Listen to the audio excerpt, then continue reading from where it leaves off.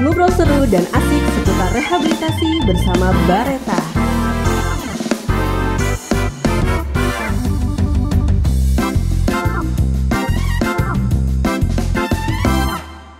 Halo sahabat Bareta, saat ini Anda sedang bersama kami dalam program musik ngobrol seru dan asik bersama Radio Bareta, ruang advokasi dan informasi orang tua dan keluarga Bareta. Ngobrol seru dan asik seputar rehabilitasi bersama Bareta.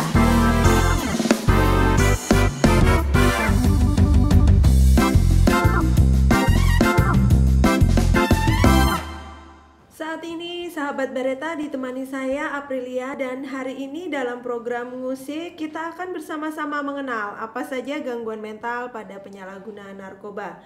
Obrolan kita hari ini sangat menarik teman-teman. Jadi sebelum kita membahas lebih lanjut tentang topik kita pada hari ini, kami mengajak sahabat Bareta untuk menyampaikan pertanyaan maupun apabila ada sahabat Bareta yang ingin bertanya secara langsung dengan narasumber kita hari ini, sahabat silakan mengakses www.radiobareta.com pada menu testimoni dan dapat menghubungi kami melalui WhatsApp di nomor 087777165162.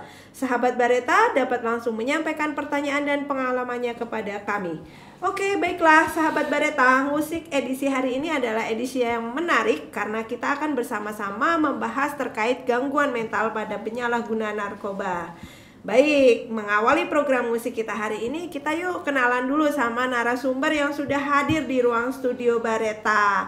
Ada dua narasumber, Masya Allah hari ini. Silahkan dong kita kenalan dulu. Mungkin dari yang pertama, dokter silahkan. Ya, baik. Terima kasih Mbak April. Baik, saya Dr. David, dokter umum di Balai Rehabilitasi Tanah Merah. Halo, sehat hari ini? Sehat. Oke. Siap. Baik, kita kenalan ke sister yang satunya dong. Oke, terima kasih Mbak April. Perkenalkan, nama saya Wahyu Novitasari. Saya di sini sebagai perawat ya di Klinik Pratama Bareta. Oke, berarti boleh dong kita panggil sebagai sis atau nurse gitu ya. Sis Boleh Wahyu dong. dan nurse Wahyu gitu ya. Baik sahabat Bareta, jadi kita hari ini temanya adalah mengenal lebih lanjut gangguan mental pada penyalahgunaan narkoba dan ditemani oleh Dr. David dan juga nurse Wahyu Novitasari. Baik, kita mulai dari pertanyaan yang awal dulu ya, Dok. Siap. Gimana sih kenapa bisa terjadi? Bagaimana cara kerja narkoba sampai bisa terjadi mengakibatkan gangguan mental, Dok? Ya, baik. Jadi narkoba itu sampai bisa menyebabkan gangguan mental karena zat-zat dari narkotika sendiri itu mempengaruhi kerja dari otak ya Mbak April ya. Jadi dia bisa mempercepat atau bahkan memperlambat dari fungsi kerja otak. Jadi otak kita ini kan sangat ribet ya kalau bisa dibilangnya kayak komputer ya. Jadi di situ juga ada namanya batang otak, juga di situ ada namanya sistem limbik, juga di situ ada namanya korteks cerebral, dan itu fungsinya berbeda-beda. Ada fungsinya buat organ kita, ya kita bernafas, kemudian detak jantung, kemudian juga kita rasa senang, rasa bahagia, rasa sedih. Nah, sampai menggerakkan tubuh kita ini pun itu semuanya fungsi yang kompleks dari otak, dan itu nanti narkotika sendiri itu mempengaruhi kerja dari masing-masing saraf yang ada di otak, seperti itu, Pak. Gitu. Terus Siap. ciri-ciri sama gejala yang terjadi pada penyalahgunaan narkoba yang sudah sampai pada gangguan mental itu seperti apa, Dok? Kalau ciri-ciri ini tergantung zatnya dulu ya Mbak ya. Jadi gitu. banyak macamnya, ada yang stimulan, ada yang depresan, ada yang halusinogen. Jadi dia ada fungsi yang mempengaruhi dari zat-zat tersebut. Mungkin kalau dia halusinogen, nanti mungkin dia bisa berhalusinasi. Nah, jadi mungkin dia lagi sedang berhalusinasi sebagai apa. Nah, padahal di dunia nyata itu orang melihatnya dia sedang melakukan hal-hal yang mungkin di luar orang normal. Nah, mungkin juga dia kalau stimulan, kan namanya stimulan, dia kinerja otak itu meningkat. Nah, jadi dia mungkin tidak bisa tidur atau enggak istilahnya melek terus lah. Nah, jadi makan juga mungkin nafsu makannya berkurang. Nafsu makan berkurang. Itu juga bisa. Yang lebih parahnya bisa perubahan mood, jadi marah juga bisa, atau senang berlebihan. Gitu. Jadi tergantung dari zat yang digunakan, tapi untuk kurang lebihnya, jadi ada perubahan dari mood bisa, dari karakter bisa yang tidak seperti biasanya, mungkin seperti itu, Mbak. Emosinya mungkin Betul, tidak jadi terlalu. emosinya dia jadi meledak-ledak. Oh, Nah, gitu. atau enggak dia juga bisa nanti nggak ngapa-ngapain. Nah, istilahnya mager. Nah, malas gerak, jadi Oke. cuma tidur, habis itu Pakai marah-marah, nah mungkin, makai, makan. terus marah-marah. Jadi tidak seperti orang biasanya. Biasanya dia menjauh dari lingkungan sosial, bisa dari mungkin dari masyarakat atau dari keluarganya sendiri. Jadi dia lebih istilahnya ke tempat-tempat yang tidak inilah, yang tidak baik seperti itu. Mungkin seperti itu, Mbak. Oke, baik. Ya. Terima kasih, Dok. Siap. Berarti gejalanya memang yang tampak kalau kita dari orang sekitarnya Ya. mungkin emosi yang Emosi. tidak bisa menata Ya, emosinya, betul. kadang mageran, Nah. kadang juga meledak-ledak secara Meledak-ledak. emosi. Betul. Oke, sahabat Bereta mungkin bisa memberikan perhatian khusus kepada mungkin ada saudara, tetangga dan lain sebagainya yang punya tanda gejala tersebut. Ya, kami mohon untuk tidak langsung mendiagnosis Ya, atau betul. menjudgment. Oh ya, Judgment. itu pakai itu gangguan mental. Alangkah Ya. baiknya bisa mengakses Bareta lebih Ya, dulu ya, Dok, betul. untuk bisa berkonsultasi. Baik, Oke. siap. Kalau dari Nurse Wahyu nih, Sis, boleh dijelaskan nggak kalau dari kacamata keperawatan sendiri untuk penggunaan narkoba yang sampai menimbulkan gangguan mental itu yang seperti apa sih? Jadi gini, pada dasarnya ketika kita memberikan asuhan keperawatan, kita melihatnya dari segi holistik ya, Oke. holistik, bio, psikososial, kultural, Menyeluruh ya. secara menyeluruh dan berkesinambungan. Tapi apabila pada klien-klien yang sudah memang ada gangguan mental, pasti kita akan terfokus di bagian kejiwaannya, bagian psikologisnya. Nah, Oke. karena pada bagian itu kan pasti sudah jelas terganggu. Relate tadi yang sampai dijelaskan sama Dokter David yang suka marah-marah. Nah, dari situ dia bisa beresiko perilaku kekerasan, mencederai diri, mencederai orang lain, atau bisa aja ya tadi yang apa yang dia bayangkan, apa yang dia lakukan menurut dia sedang melakukan sesuatu, tapi nyatanya orang lain melihatnya itu tidak normal, kayak halusinasi, dia ketakutan atau apa. Misalnya seperti itu. Oh gitu, jadi memandang lebih dari manusia seutuhnya Ya, gitu ya, secara kompleks gitu. Sister, kalau misalnya bagaimana nih pelayanan secara keperawatan terhadap klien-klien yang penyalahguna dengan gangguan mental itu Oke, sendiri? sebenarnya terkait pelayanan, misalnya dari awal klien masuk nih, pasti kan akan berkonsultasi dulu dengan dokter, berkolaborasi ya. Dari dokter nanti menyarankan klien masuk, kalau misalnya dia ada riwayat di rawat inap di rumah sakit jiwa, atau dia bawa terapi dari rumah sakit jiwa atau dari dokter jiwaan, biasanya pasti akan kita utamakan dia harus melampirkan dia bisa rehab nggak sih gitu, dia layak rehab nggak sih dari dokter jiwanya. Oh jadi Kayak bisa gitu. rehab, bisa Iya. tidak rehabilitasi Karena ya sister? karena kan emang sudah banyak banget kasus ya di kita yang ternyata sudah datang, ternyata masalah utamanya dia bukan di bagian nafsanya tapi dari kejiwaannya. Jadi kita utamakan yang bagian jiwanya dulu gitu. Kalau kecuali kalau misalnya dia sudah bisa nih rehab, oke, kita terima. Nah, selama pelayanan gimana? Kalau selama pelayanan kita sesuaikan lagi dengan kondisinya seperti apa. Jadi apapun yang kita lakukan sesuai dengan gejala utama yang ditunjukkan pada klien pada saat direhab. Oke, Gitu. nice. Kemudian kalau boleh dikasih contoh, sister, kalau tata laksana keperawatan sendiri untuk penyalahguna narkoba yang mengalami gangguan mental itu yang seperti apa ya? Tata laksana tadi berdasarkan gejala ya, dari awal sudah disampaikan bahwa berdasarkan gejala.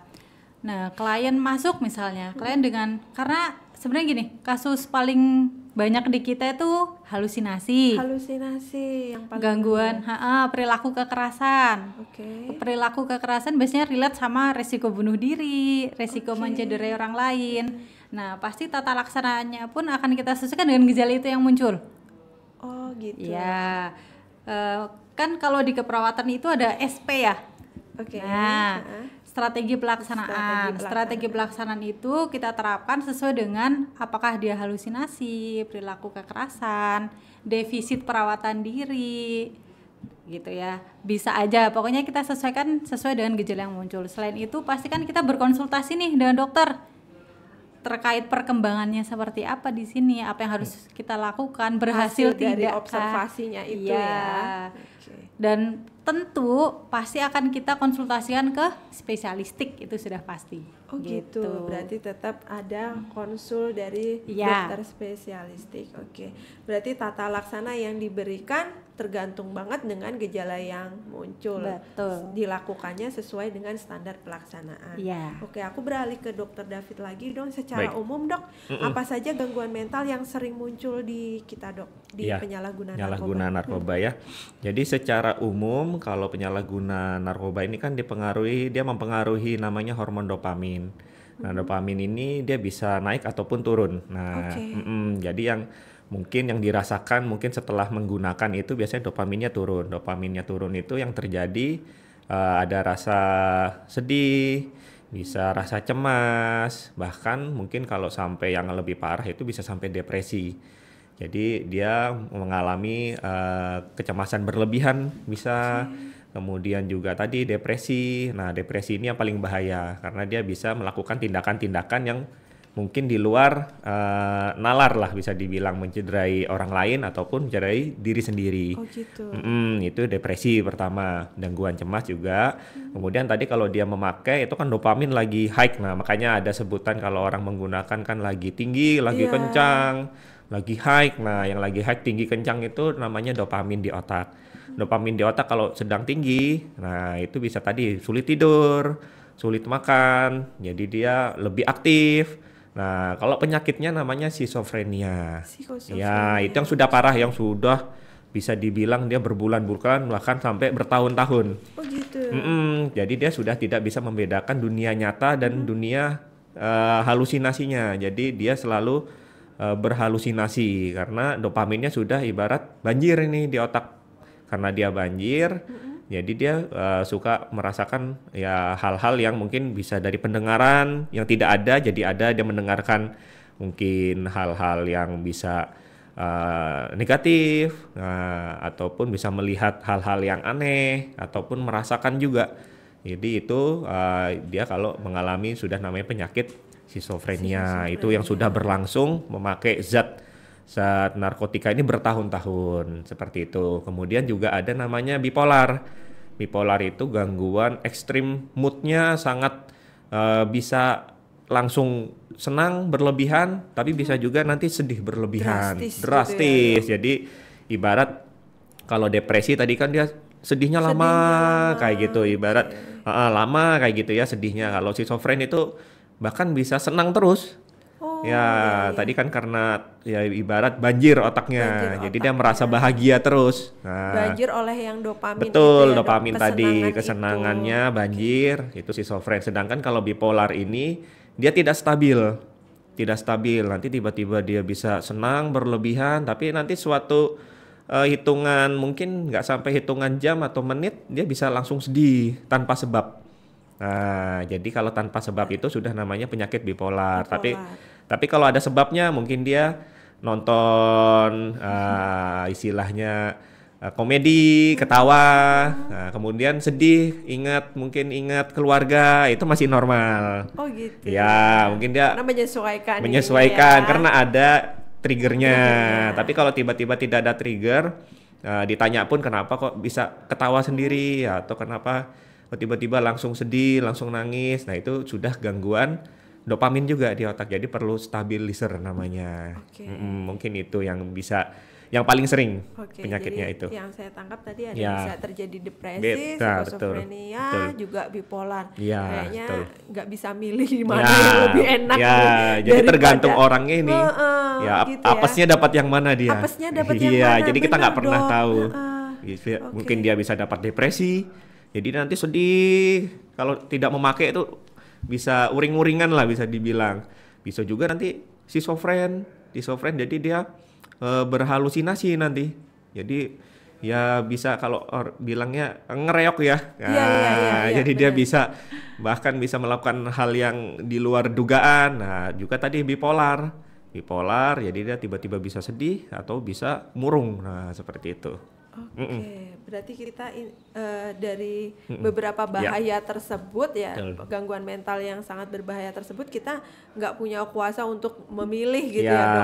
Oh, betul. saya pakai sekian tahun misalnya, Mm-mm. berarti saya akan terjadi depresi Ya, gitu, nggak bisa nggak bisa, milih ya nggak bisa dok, milih. tiba aja gitu. Betul. Nanti Oke. kalaupun nanti di usia tertentu, biasanya di usia mungkin lebih lebih senior ya, di atas biasanya 40-50 tahun itu bisa terjadi demensia.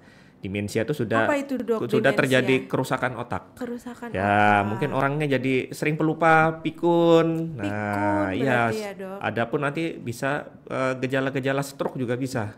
Oh gitu. Iya, jadi dia sulit mengontrol badannya sendiri itu bisa. Jadi itu nanti kalau sudah biasanya menginjak emang usia-usia senior lah bisa dibilang Gitu. 40 Menjelang lanjut usia betul ya 50 dok ke ya. atas. Oke. Jadi nanti mungkin lebih sering pelupa.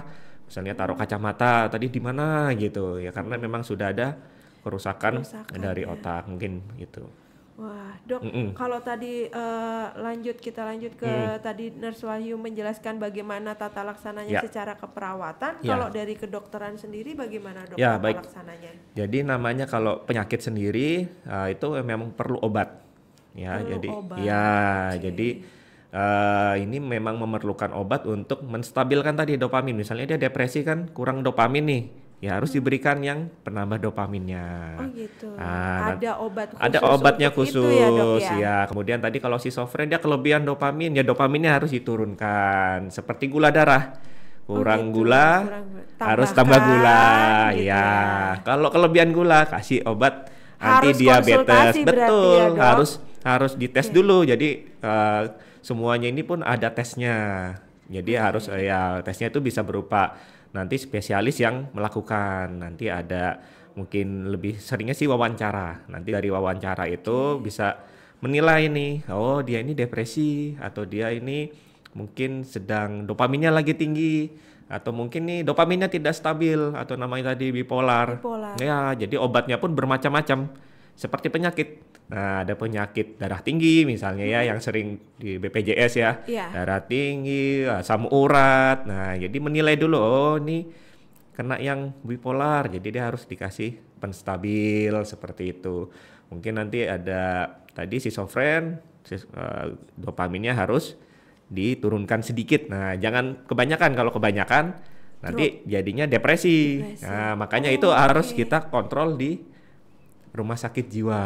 Kalau kita ini kerjasama saat ini dengan Rumah Sakit Jiwa Atma Husada. Jadi obat itu yang sudah diberikan tidak boleh dihentikan tiba-tiba. Nah, kadang ada keluarga, mungkin dari keluarga atau mungkin dari kliennya sendiri menganggap wah sudah enakan ini. Nah, kayak orang kena istilahnya darah tinggi, oh sudah nggak darah tinggi nih, ya nggak perlu minum obat darah tinggi. Ternyata besoknya tinggi sekali, stroke. Nah, jadi memang harus kontrol dulu.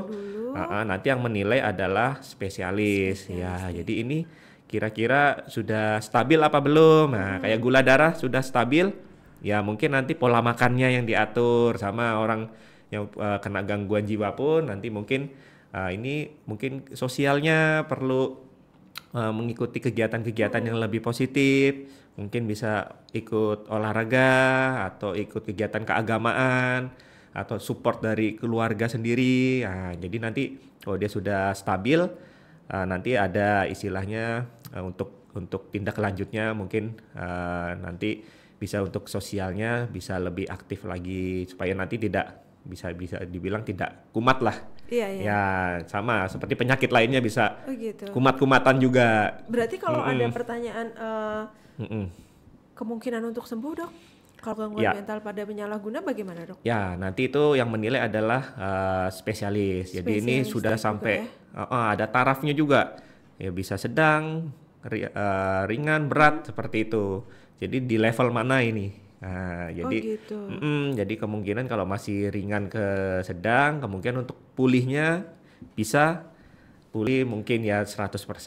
Tetap pada statement pulih ya? Ya betul, pulih ya. Jadi tetap Iya. kalau dia ke-trigger lagi, ya bisa kembali lagi tadi dari lingkungannya, mungkin dia ketemu teman-temannya lagi, ketemu ada bong lagi, atau banyak faktornya ya. Jadi sama berarti seperti penyakit adiksinya itu, betul. berarti ini hanya ya dari kronis ke kronis selanjutnya gitu ya, ya, Dok, ya. jadi kita harus antisipasi juga dan harus juga memberikan pola pikir yang baru ke klien. Ya, jadi ini penyakit yang kambuhan seperti diabetes. Kalau dia sudah normal, ya kurangi makan yang manis-manis. Ya, juga makanan yang istilahnya ultra processed food dan lain sebagainya. Sama adiksi pun, dan yang punya gangguan mental harus dia mengantisipasi supaya tidak kembali lagi. Betul, seperti itu. Tidak kumat-kumatan. Tidak gitu, kumat-kumatan. istilahnya kambuh-kambuhan Iya, gitu. betul. Oke. Ke Sis Wahyu deh, kalau dari tadi yang penjelasan bahayanya seperti apa, kelanjutan keberlangsungan penyakit tersebut itu ya, gangguan mental dengan penyalahguna seperti itu gitu ya. Saran Nurse Wahyu untuk teman-teman di sana yang masih menggunakan narkoba apa sih? Oke, tadi kita sudah bahas ya, panjang kali lebar kali tinggi, harusnya sudah gamblang ya, bahwa nyatanya penggunaan itu banyak efek buruknya, ya kan? Lebih banyak efek buruknya dibandingkan efek baiknya. Oke. Terus efek jangka panjangnya juga ini lebih berbahaya ya, karena apa? Kita pasti juga hari tua kita merepotkan banyak keluarga nih.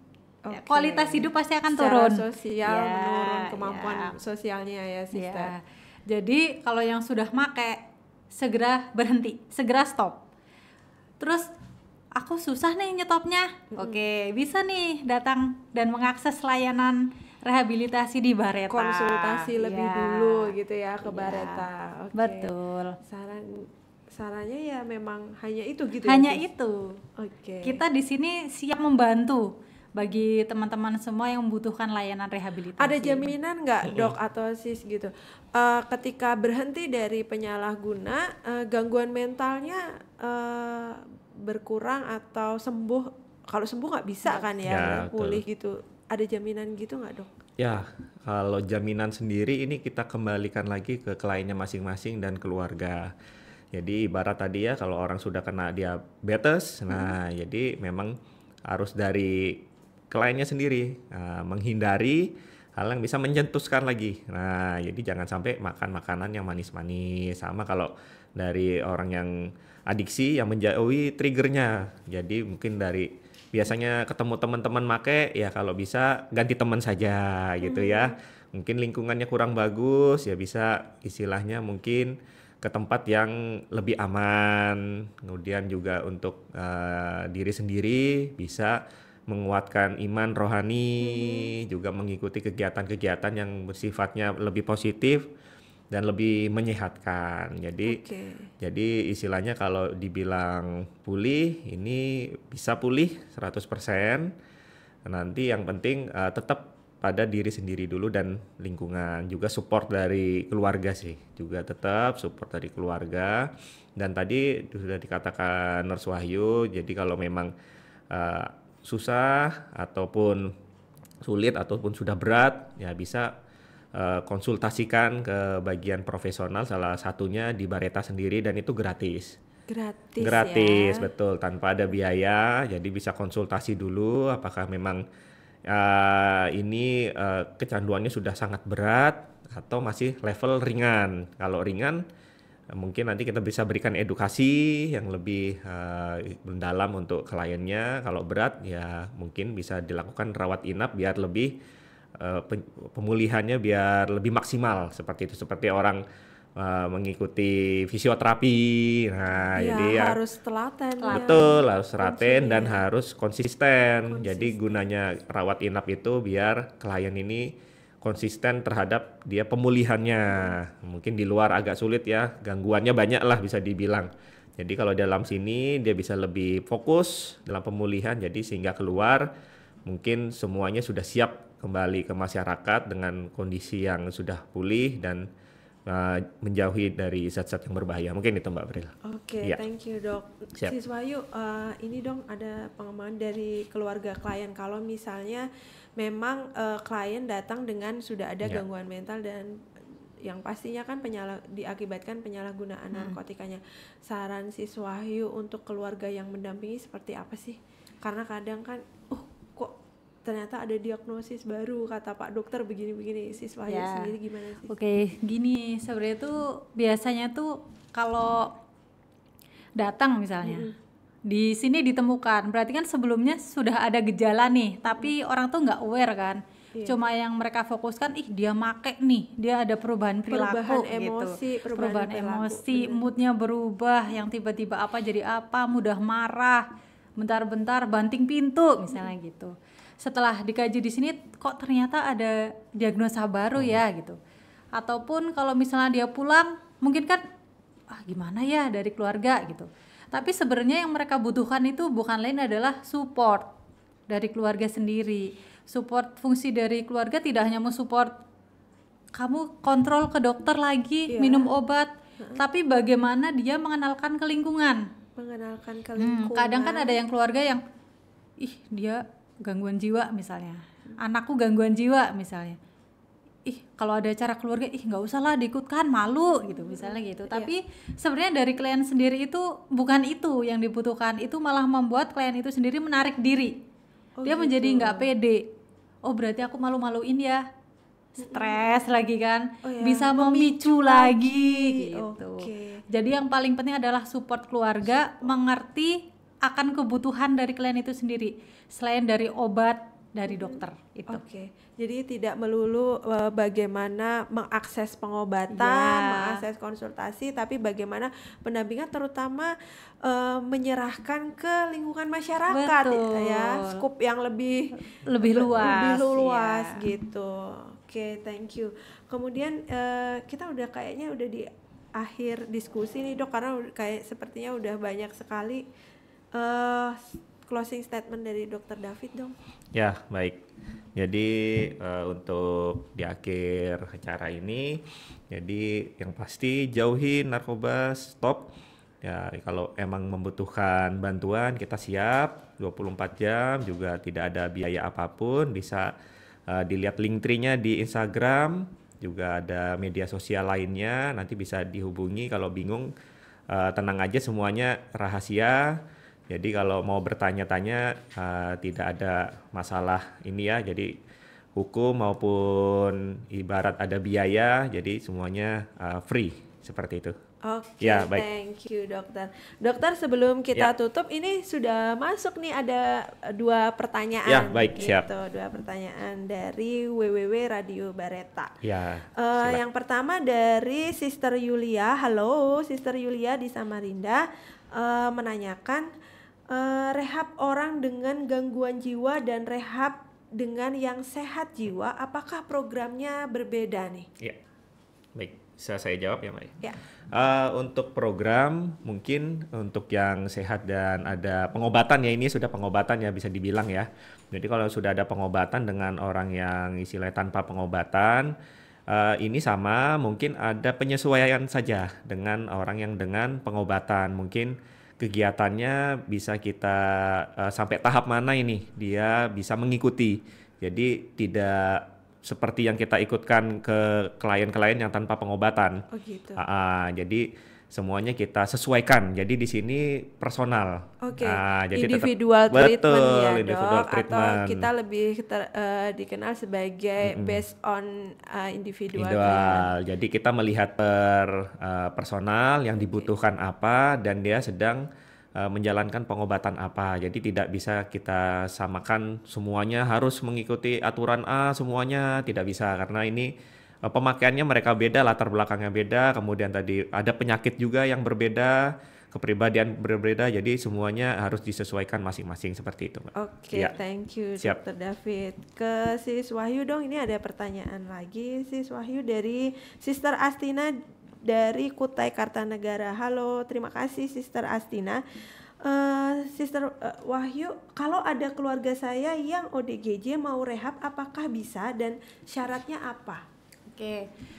Kalaupun misalnya dia ada riwayat penggunaan dan dia mengalami gangguan jiwa atau ODGJ, yang pertama kali kita harus dilakukan oleh keluarga adalah kontrolkan dulu ke dokter spesialis jiwa. Konsultasikan Iya. dengan dokter spesialis jiwa. Betul. Oke, karena ini posisinya di Kutai Kartanegara, Iya. mungkin yang paling terdekat berarti kemana, Sister? Untuk di Kutai rumah sakit apa ya, Dok? Di Rumah Sakit Persit? Persit Iya, bisa, karena ada Persit. dokter spesialis Betul. kejiwaan Oke. di sana. Oke, berarti konsultasi ke Iya. sana terlebih dahulu. Kemudian Kemudian kita tergantung dari hasil konsultasi itu. Apa masalah utamanya? Apakah jiwanya, apakah kondisi nafsanya? oke. Kalau misalnya jiwanya, selesaikan dulu jiwanya. Oke, berarti ketika- bergantung sekali dengan keputusan dari dokter spesialis. Betul. Kalau misalnya jiwanya- jiwanya udah selesai, dikatakan sudah aman. Jika ingin melanjutkan rehab, silahkan. Kami akan memfasilitasinya. Oh gitu. Tapi pastikan dulu kejiwaannya itu sudah selesai atau sudah aman. Oke. Gitu. Untuk syaratnya. Untuk syarat mungkin bisa diakses juga ya di Bareta terkait Di persyaratan. info rehab. Ya, di info rehab ditambah dengan surat keterangan dokter Oh, yang dinyatakan oke. bahwa dia layak untuk rehab. Oke, berarti hanya menambahkan surat keterangan Betul. dari dokter spesialis jiwa, Jiwa. itu. Iya. Apakah sudah bisa mengakses rehabilitasi atau belum? Betul. Gitu. Oke, thank you. Kemudian hanya itu pertanyaan dari sahabat Bareta yang di luar sana. Oke, karena waktu juga ya sudah Ya. sudah lewat nih. Saking serunya Serunya. nih Nggak kita kerasa. berasa Siap. mengalir. Terima kasih Ya, sekali lagi terima kasih, Mbak Dr. Fri. David dan Ya, Pak Sister Wahyu, terima Wahyu. kasih. Hari ini luar biasa, tambah pengetahuan, tambah ilmu tentang gangguan mental pada penyalahgunaan narkoba. Oke, tadi diskusi kita menarik tentang gangguan mental dan penyalahgunaan narkoba. Penting sekali untuk bagi sahabat Bareta ketahui, penyalahgunaan narkoba sama sekali tidak memberikan keuntungan pada penyalahgunanya, malah justru menimbulkan banyak sekali permasalahan kesehatan seperti gangguan mental yang sama-sama kita tadi sudah diskusikan dengan Dr. David dan juga Nurse Wahyu. Nah, mudah-mudahan diskusi hari ini menambah insight baru untuk sahabat Bareta ya. Melalui ruang siar Radio Bareta, kami juga tetap ingin menyampaikan program layanan kami di Bareta, yaitu rehabilitasi narkotika.